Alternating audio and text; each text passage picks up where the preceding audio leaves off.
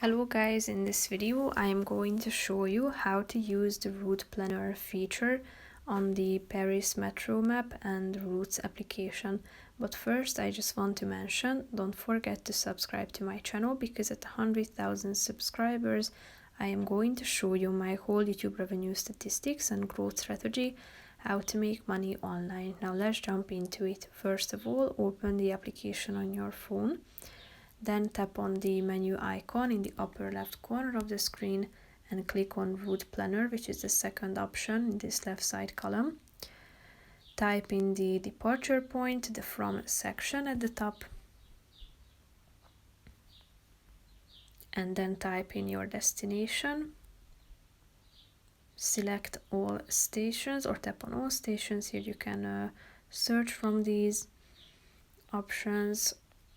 And then when you are done, click on the route option on the right side of the screen, and here you will be able to find the schedules.